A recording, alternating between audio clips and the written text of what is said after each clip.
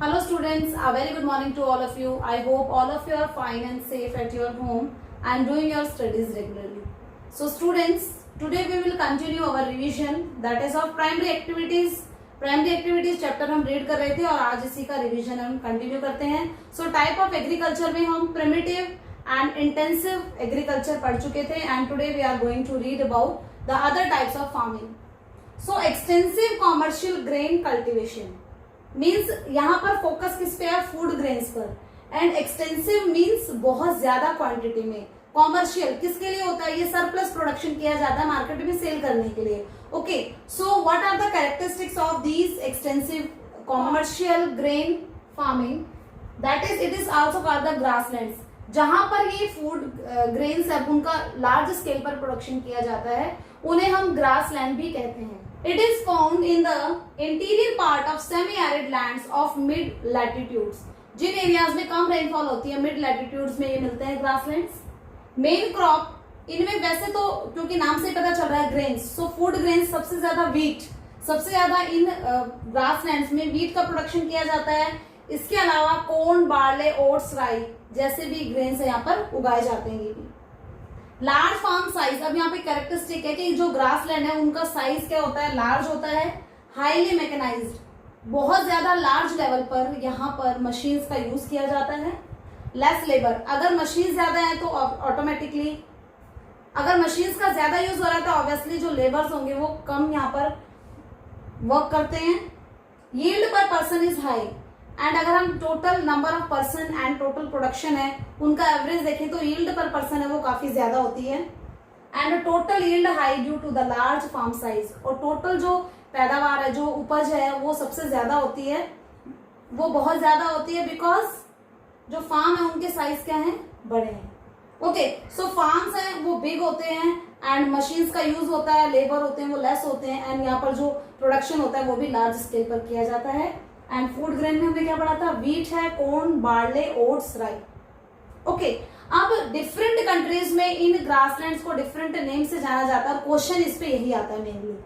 Grasslands पे अगर question आएगा तो किस कंट्री में ग्रासलैंड्स है उनको क्या कहा जाता है? सो ये आपको बहुत ध्यान से याद करने हैं. Okay, so Canada and US में इन्हें प्रेरीज कहा जाता है. ओके, कनाडा एंड यूएस में प्रेरीज. अर्जेंटीना में इन्हें पंपास कहा जाता है.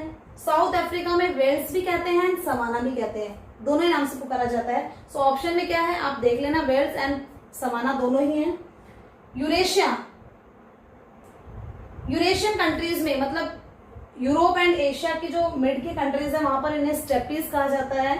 ऑस्ट्रेलिया में अगेन वेल्ड कहते हैं. साउथ अफ्रीका में भी वेल्ड कहते हैं, उसके अलावा सवाना भी कहते हैं, जबकि ऑस्ट्रेलिया में इनको वेल्ड कहा जाता है एंड न्यूजीलैंड में इन्हें कैंटरबरी कहा जाता है. ओके, सो ये है ग्रासलैंड के नेम है. डिफरेंट कंट्रीज में ग्रासलैंड को किन नाम से जाना जाता है. Okay, next type of farming is mix farming. So नाम से पता चल रहा है मिक्स फार्मिंग में कल्टीवेशन एंड एनिमल रियरिंग एक साथ की जाती है. मतलब कृषि के साथ में पशुपालन भी किया जाता है. Practised in highly developed parts of the world. World में जो हाईली डेवलप्ड कंट्रीज है like eastern northern American countries and north western European countries हैं, वो काफी डेवलप्ड कंट्रीज हैं. सो वहां पर ये मिक्स्ड फार्मिंग यही करी जाती है.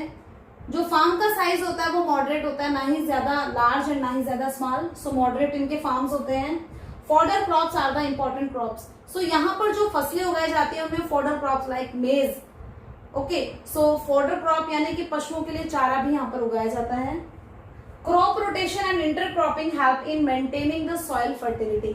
अब फर्टिलिटी को बनाए रखने के लिए क्रॉप रोटेशन बदल बदल कर फसलें उगाना एंड इंटर क्रॉपिंग मिश्रित कृषि यानी कि जो फार्मिंग करी जाती है उसमें डिफरेंट टाइप की जो क्रॉप्स हैं वो एक साथ भी उगाई जाती है. क्यों? क्योंकि सॉइल की फर्टिलिटी बनी रहे. किसी क्रॉप को कोई दूसरा न्यूट्रिएंट्स चाहिए, दूसरी क्रॉप्स को अलग न्यूट्रिएंट्स चाहिए, तो न्यूट्रिएंट्स बने रहे सॉइल में, सॉइल की फर्टिलिटी बनी रहे, इसलिए क्रॉप रोटेशन एंड इंटरक्रॉपिंग दोनों ही टाइप की फार्मिंग करी जाती है.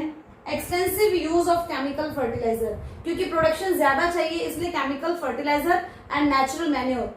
ओके, दोनों का यूज किया जाता है क्योंकि एनिमल्स हैं तो मैन्योर है वो भी खेतों के लिए यूज किया जाता है.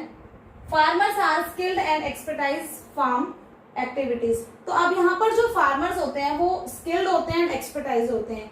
यानी कि दोनों एक्टिविटीज है एनिमल रियरिंग एंड फार्मिंग है, दोनों को मेंटेन करना है तो स्किल्ड लेबर्स होते हैं, फार्मर्स होते हैं एंड ये एक्सपर्ट होते हैं अपने काम में। सो बताया है ये कि जो वर्ल्ड के डेवलप्ड कंट्रीज हैं वहां पर ये मिक्स्ड फार्मिंग करी जाती है। इस type of agriculture is dairy farming. So dairy farming है, इसमें जो मिल्क गिविंग एनिमल्स हैं उनका रियरिंग करी जाती है, उनका डोमेस्टिकेशन किया जाता है।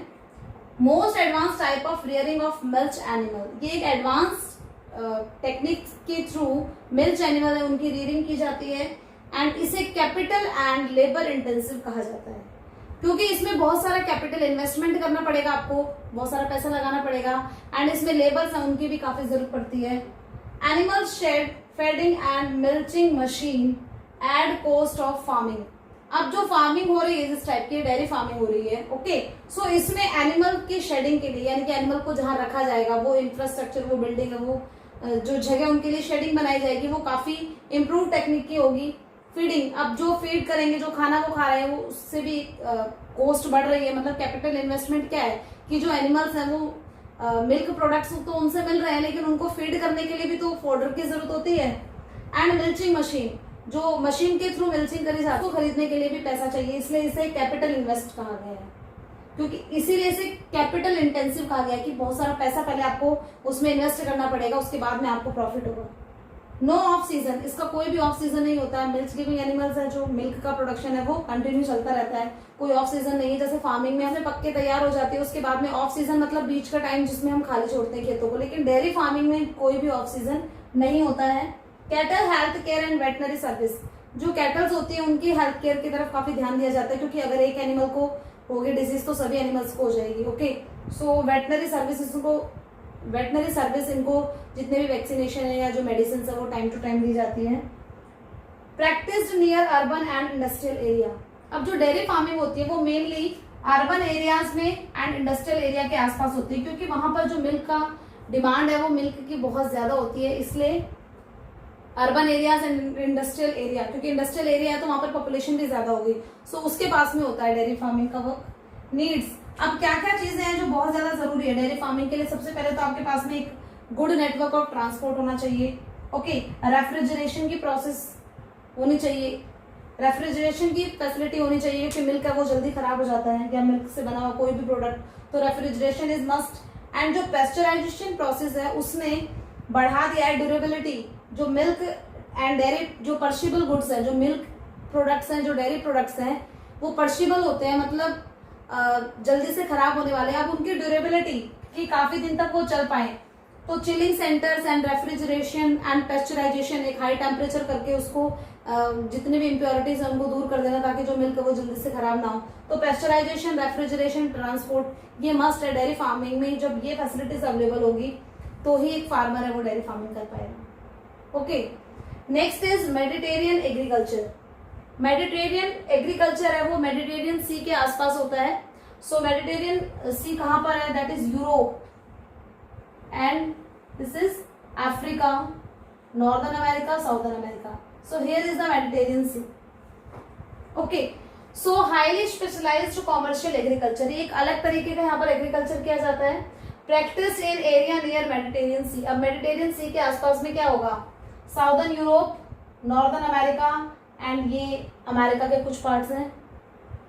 We can say that here Chile, Canada, यहाँ पर मेडिटेरियन एग्रीकल्चर किया जाता है। विटिकल्चर, ग्रेप्स का, विटिकल्चर मतलब ग्रेप का प्रोडक्शन काफी ज्यादा किया जाता है। एंड सिट्रस फ्रूट्स, वो फ्रूट जिट्रिक एसिड ज्यादा होता है, so grapes is also citrus fruit.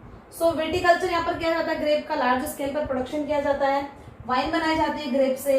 And जो इंफीरियर ग्रेप्स होते हैं, यानी कि जो ग्रेप्स है वो थोड़े इंफीरियर मतलब अच्छी क्वालिटी की नहीं है, उनसे रेजिन्स एंड क्यूरेंट्स बनाई जाती है। रेजिन्स, किशमिश एंड क्यूरेंट्स जिन्हें मुनक्का कहते हैं। ओके, सो विटिकल्चर यहाँ की स्पेशलिटी है, बताया ना, स्पेशल टाइप का एग्रीकल्चर, मतलब यहाँ पर जो फ्रूट्स हैं, सिट्रस फ्रूट्स हैं, उनका एग्रीकल्चर किया जाता है। एंड उसके अलावा ऑलिव, फिग्स, ये भी कुछ ऐसे फ्रूट्स हैं जिनकी की नॉर्थ अमेरिका में विंटर के टाइम पर भी काफी डिमांड होती है। नॉर्थ अमेरिका का southern part and southern America का नॉर्थ पार्ट, हियर यूरोप का साउदर्न पार्ट एंड अफ्रीका का नॉर्दर्न पार्ट, यहाँ पर मेडिटेरियन एग्रीकल्चर किया जाता है। Okay, type of farming is market gardening and horticulture. Means fruits, vegetable and flowers हैं उनका प्रोडक्शन किया जाता है, उसे कहते हैं market gardening and horticulture. Farms का जो साइज होता है वो काफी स्मॉल होता है.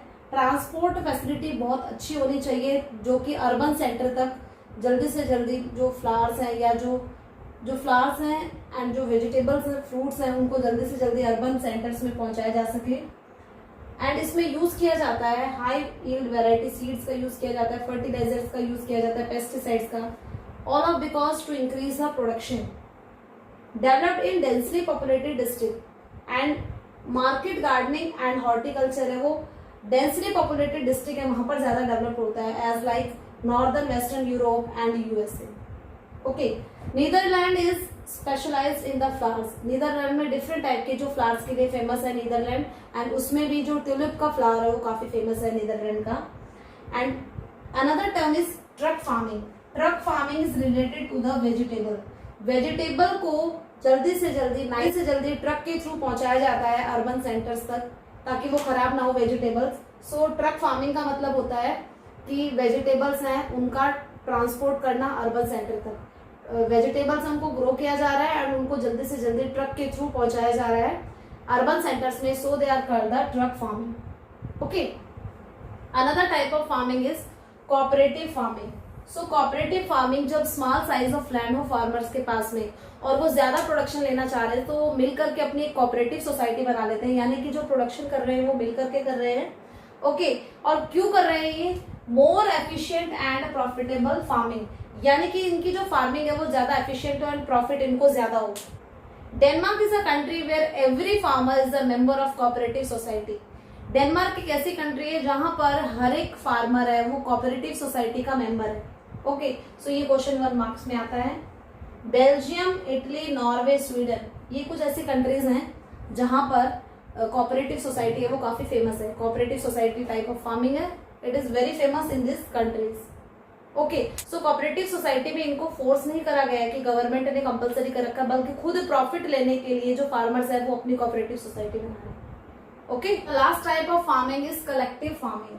सो कलेक्टिव फार्मिंग, गवर्नमेंट जब फार्मर्स हैं उनको प्रोडक्शन बढ़ाने के लिए गवर्नमेंट है वो कुछ प्राइसेस फिक्स कर ले या ईयरली टारगेट है उनको फिक्स करे. तो सबसे पहले सोवियत यूनियन यानी कि यूरोपियन जो कंट्रीज का एक ग्रुप था, दैट इज 15 रिपब्लिक्स कंट्रीज का ग्रुप था जिसे हम सोवियत यूनियन कहते हैं. तो सबसे पहले उन्होंने कोलखोज मॉडल है फार्मिंग का वो यूज किया था. कोलखोज मॉडल में यही था कि जो फार्मर्स हैं वो अपनी प्रोडक्टिविटी को बढ़ाने के लिए अपने जो रिसोर्सेज है उनको पूल करके और फिर एग्रीकल्चर कर सकते हैं. मतलब जिसके पास में जितना भी लैंड है या अदर कोई मशीन है उनका यूज करके वो इकट्ठे फार्मिंग करेंगे एंड जो प्रॉफिट होगा सब में इक्वली है वो शेयर किया जाएगा, या जिस तरीके का उन्होंने काम किया है उसके अकॉर्डिंग उनको पेमेंट दी जाएगी. So farmers pool in all their resources. जो फार्मर्स है वो अपने रिसोर्सेज को पूल कर रहे हैं इकट्ठा. Government sets yearly programmes. Government है वो सेट कर रही है yearly programme. Sold to state at fix price. अब जो प्रोडक्शन है वो क्योंकि ऑलरेडी एग्रीमेंट हो चुका है गवर्नमेंट के साथ में, सो जो प्रोडक्शन है वो कहां पर बेचा जाएगा, वो गवर्नमेंट को बेचा जाएगा एक फिक्स प्राइस पर. एंड सरप्लस वाज डिस्ट्रीब्यूटेड और सोल्ड. तो सरप्लस प्रोडक्शन होगा जो बचेगा, एक ईयरली टारगेट था ना कि इतना आपने बेचना है, उससे ज्यादा अगर प्रोडक्शन हुआ है तो या तो वो फार्मर्स आपस में मिलकर उसको बांट लेंगे या फिर उसको मार्केट में वो सोल्ड कर देंगे. Farmers had to pay taxes on farm produce hired machinery. अब जितना भी उन्होंने अपने फार्म पर जितनी भी मशीन का यूज किया, अगर वो हायर्ड है उन्होंने किराए पे लिए, तो उसके लिए जो फार्मर्स है वो खुद ही पे करेंगे, उसके लिए गवर्नमेंट उनके लिए पे नहीं करेगी. सो इम्प्रूव फार्मिंग, इस फार्मिंग मेथड को इम्प्रूव करने के लिए कलेक्टिव फार्मिंग था. सो कोऑपरेटिव एंड कलेक्टिव दोनों में फार्मर्स मिलकर के काम कर रहे हैं, लेकिन कोऑपरेटिव में ये अपनी मर्जी से कर रहे हैं फार्मर्स अपने प्रोडक्शन को बढ़ाने के लिए, जबकि कलेक्टिव फार्मिंग में गवर्नमेंट है उन्होंने टारगेट फिक्स करे हैं, गवर्नमेंट ही उनके प्रोडक्शन को बाय करेगी. Okay, so this is about the types of agriculture. ये टाइप्स ऑफ एग्रीकल्चर है. Tomorrow we will continue with the important question of this chapter. Read this chapter from your NCERT book, and if you have any doubt just ask. Okay, so thank you, have a nice day.